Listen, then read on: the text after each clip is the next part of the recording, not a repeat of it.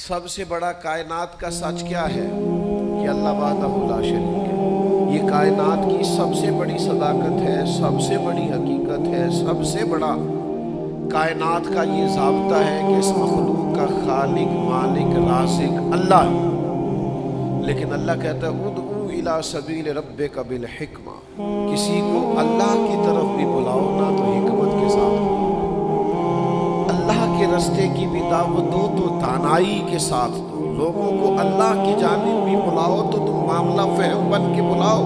اگر ہم دانائی چھوڑ دیں گے تو بعض اوقات بات ٹھیک بھی ہوگی تو وہ نتیجہ خیز ثابت نہیں ہوگی۔ کسی نے کہا تھا بات اگرچہ بے سلیقہ ہو کلیم، پر بات کرنے کو سلیقہ چاہیے۔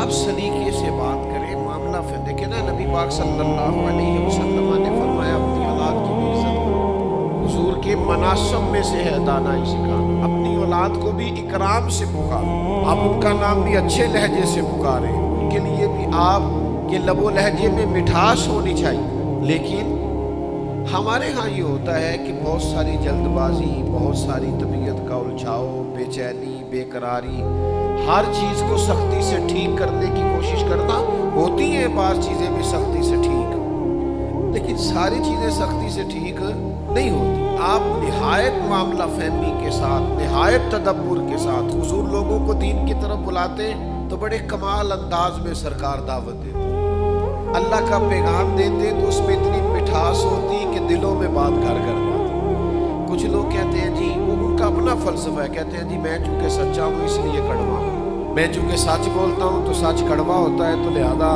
اس لیے میں لوگوں کو اچھا نہیں لگتا۔ تو میں ان سے کہا کرتا ہوں بھائی سچ نہیں کڑوا، آپ کا لہجہ کڑوا ہے۔ کائنات میں سب سے زیادہ سچ مدینے والے محبوب نے بولا ہے، اور اتنا میٹھا کر کے بولا ہے، اتنا پیارا کر کے بولا ہے کہ حضور سچ بولتے جاتے تھے اور سچ دلوں میں اترتا چلا جاتا تھا۔ سچ بولے لیکن خوبصورتی سے، لیکن محبت سے، لیکن دانائی سے۔ یعنی ایک صحابی آئے تو ان کے چہرے میں بڑا جلال تھا اور ان کے لہجے میں بڑا غصہ تھا، اور وہ بڑے بے چین اور بڑے بے قرار تھے کہ یا رسول اللہ میں ان مشرکین کو چھوڑوں گا نہیں۔ حضور نے فرمایا کیا ہوا؟